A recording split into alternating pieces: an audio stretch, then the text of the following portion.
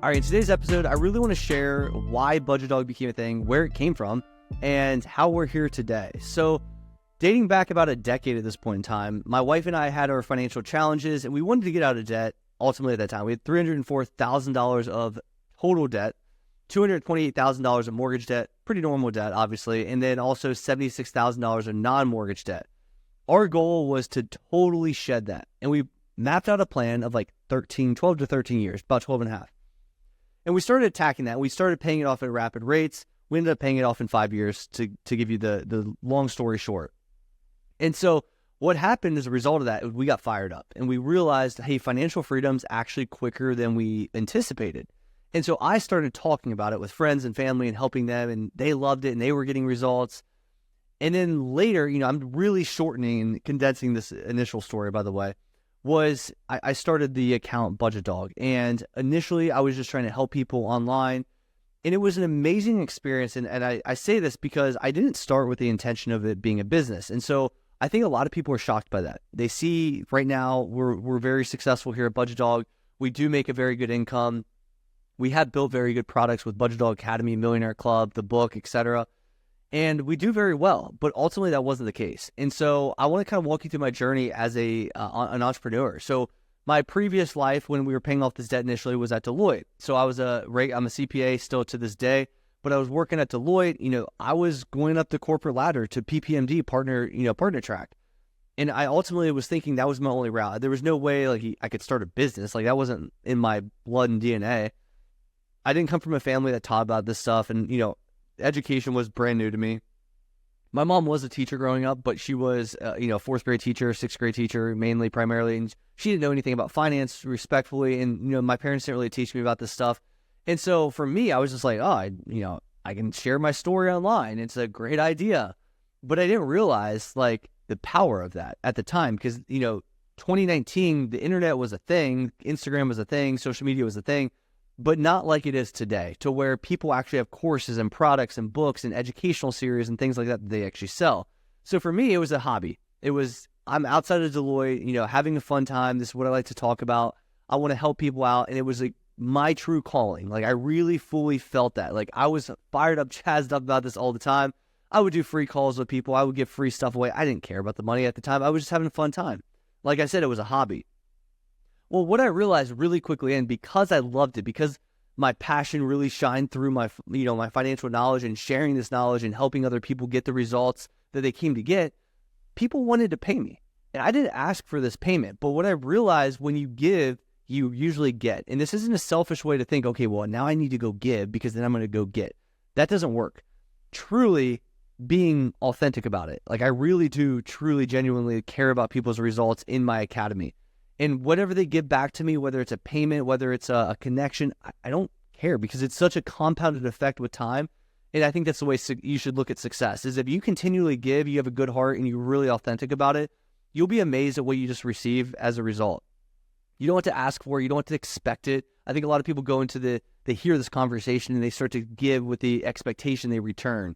And that's always a bad way to look at it too, because a lot of times I don't get anything for helping people and I don't care. There's nothing I get for giving $1 million away to Dravet syndrome. That's one of our biggest goals here at Budgetdog.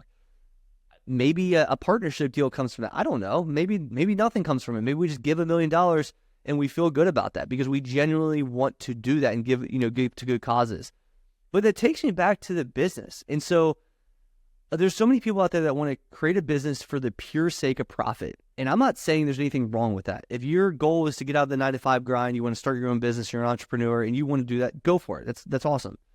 But for me, that it didn't play out that way. And people have a hard time understanding this concept. They're like, well, you went into business, you obviously want profit. Well, in order for me to leave my 9-to-5, I had to make profit, but that was not the intention. And it's very different when you think of it that way.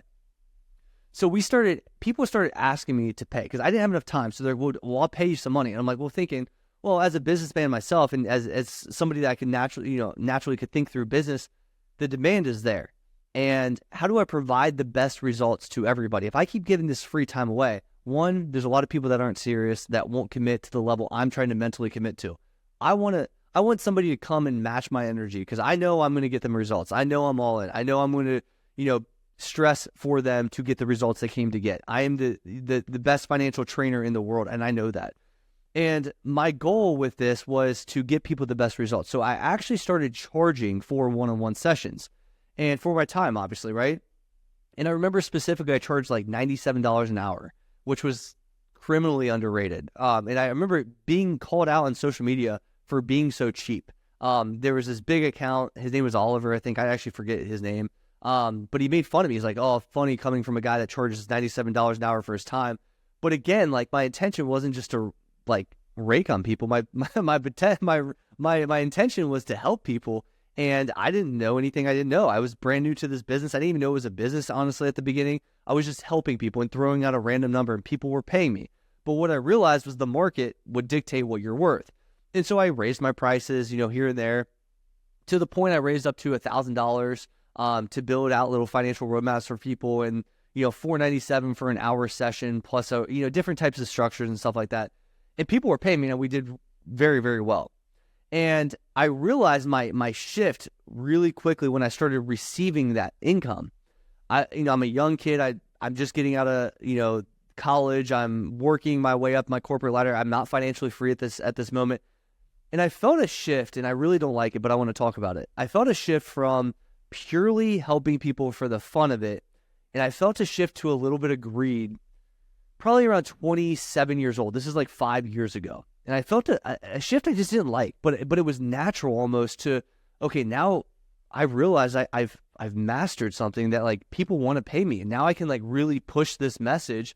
And while the intention was still to help, I was focused on a dollar too much. And I wanted to get away from that, but I felt this natural urge to like, systemize and make a business. I don't know if I should feel guilty for that, quite honestly. I'm just very open about this and very raw about it.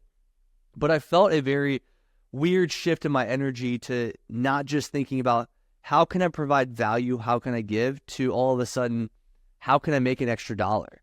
And I realized business shifted, energy shifted, my results shifted because I was thinking about it the wrong way. And I know a lot of business owners out there might call this crazy that, you're out there to, there's not-for-profit businesses, there's for-profit businesses. And this is a not-for-profit business. This is a for-profit business, technically speaking. But the way I was thinking about it was all jacked up. And the more I changed my mindset back to focusing on the actual result of the individual, of the person I'm working with, and helping and caring for them, the income would just be a byproduct of that. And so I got away from thinking about that really quick. There was a short sprint where business actually kind of struggled because I started focusing on that versus helping the individual.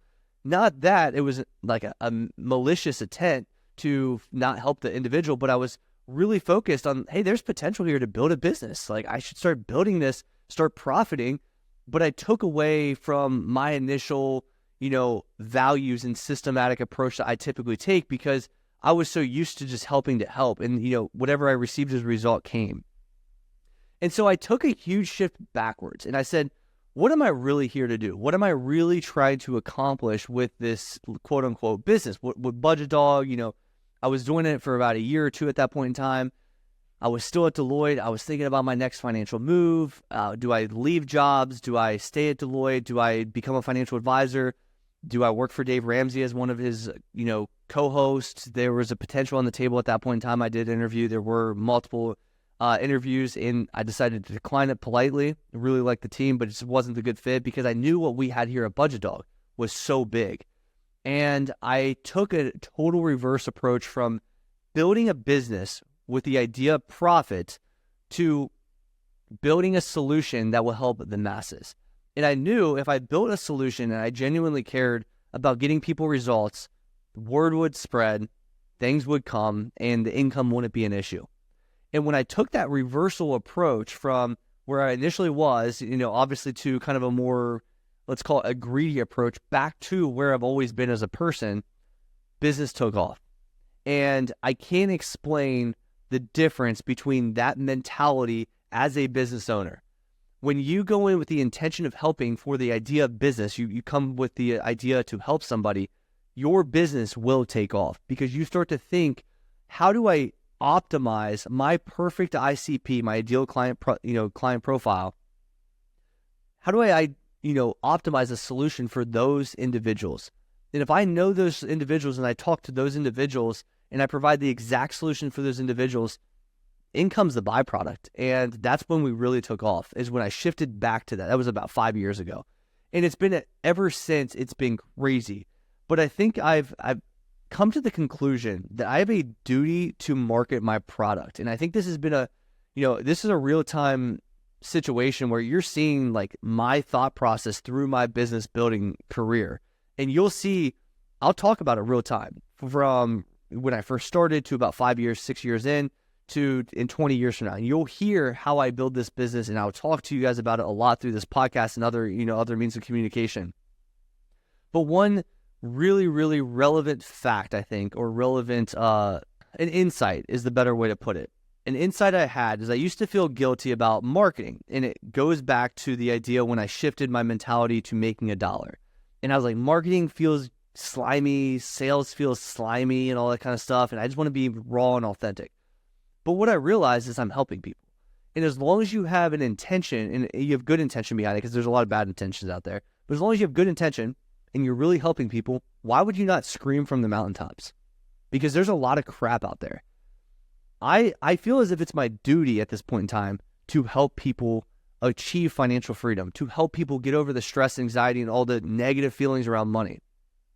The only way I can do that, because there's a lot of messages out there, I have to scream loud. I have to talk to my person. I have to tell them I can help them directly, just like I'm telling you right this second.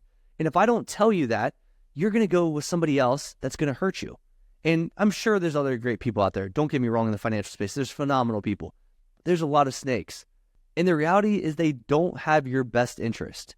And that's really alarming to me. And so a lot of times people will be like, well, why do you charge so much for your academy? It's like, well, hold on, let's put this in context here. What do you mean so much?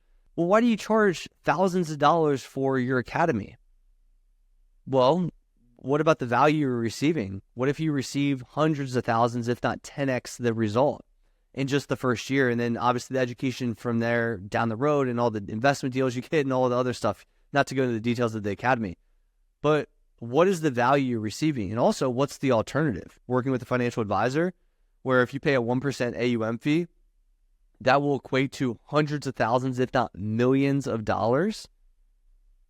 Is it as expensive as you think it is? Or do you not understand the idea of money?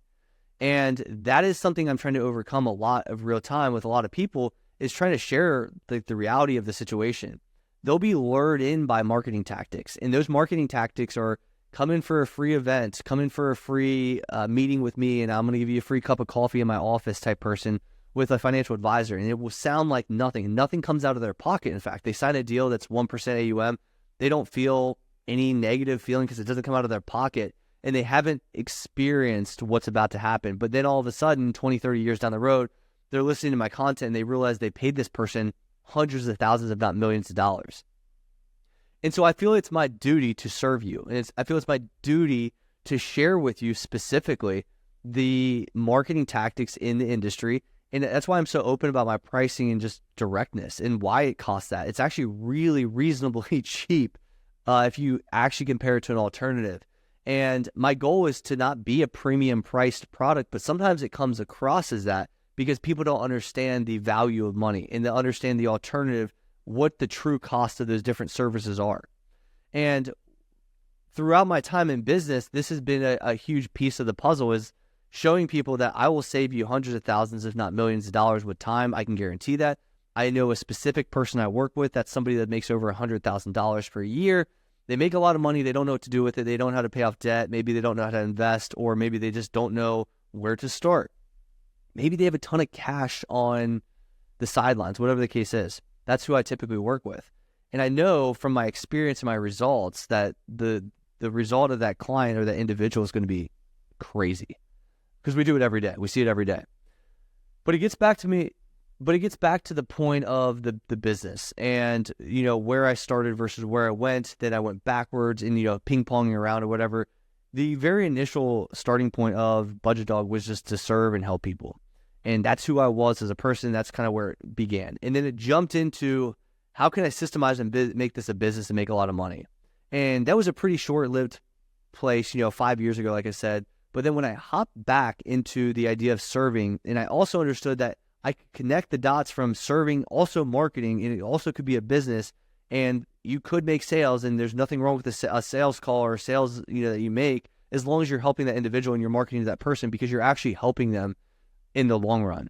And people that pay typically take things more serious. And I often say the people that you're free, I often say the people that come in for the intention of free are usually your worst type of people. And it's not any shot at somebody that doesn't have the money necessarily, but people that ask for everything for free are typically actually very selfish, and they don't even realize it. And it's reflecting in their actions, and it also gets them worse results. It also gives you more headaches. And what I realized is when you give people actually commit with $1, they typically are more serious, they get better results, they're happier, you have less headaches, and it's a better business model. And you can actually help people. So going back to the initial whole point of this is like my duty to serve and my, the good intention behind Budgetdog. If you're out there trying to start a business, stop thinking about how many dollars you can generate and start thinking about a solution for your specific ICP. What is that person that you can help? And for me, it was my former self, the person that was in debt, the person that didn't know how to invest, the person that came from no financial literacy. That was me. So it's very easy to help your former self because you know yourself better than anybody. And if you can find people like you, that's your ICP. Now, how can I provide a solution to actually help them? Well, I went through my own journey with my wife to get to exactly where we're at today, which is multimillionaire status. So from a negative $8,000 net worth to multimillionaire status in about a decade. How did I do that? It's called the Roadmap to Financial Freedom. I have a book, a best-selling author, national best-selling author on 3 different lists. We have the Budgetdog Academy, which literally shows you the roadmap. And all that roadmap is literally the process I went through. And when you understand you can create a business off of that, there's no guilt and shame around marketing or sales as long as you're helping the individual and you're helping them steer them away from all the shadiness in the business. You have a business model, you have good intentions, and that's exactly what Budgetdog is, but that's also how you can create your own business. And I think that's a very powerful angle that most people don't talk about. And like I said in the beginning, a lot of business owners don't even understand this core concept. And they think it's crazy when I say I'm not really in the business of just profit only. I'm in the business of helping and serving people, and profit is just a byproduct of doing so. I don't have a need to become a 100 millionaire or a billionaire. It's not really in my cards. And naturally, because I don't care, I bet it happens, like realistically speaking. The numbers will show just based on how much I've saved up to date, based on my age and based on returns long term. I will hit 100 million. Obviously, that's a different 100 million than what you're thinking about today because of inflation and stuff like that. But we'll well surpass that with time. That's actually not going to be that hard. But I also don't have a need to do that. I'm happy and content with where I'm at right now. And I think that also will show in your business itself. If you're constantly chasing and trying to get the next biggest, greatest thing and constantly can't be content with yourself and what you have, it's going to reflect in your sales and marketing practices because you're going to be very needy and greedy. And if you just put a good message out there and let people know you can help, but you're not like a salesman in the sense of a salesman, more sales will come through because you're genuine, you're authentic, you're real, you're getting real results. And that mindset shift as a business owner, or anybody listening for that matter, is going to shift to your outcome long term. And so I want to leave you guys with that is it's okay to promote. It's okay to talk about your product. You should be proud of what you built as long as it's for the good, for the greater good. And there's nothing wrong with that. And with that being said, I will see you guys next week. You've been listening to Money on My Mind with your host, Brendan Schlagbaum. If you found value in today's discussion, share it with someone who could benefit from it too. Be sure to subscribe to the podcast if you haven't already, so you never miss a money mastery tip. Until next time, stay passionate about your financial journey and keep taking bold steps towards your money goals.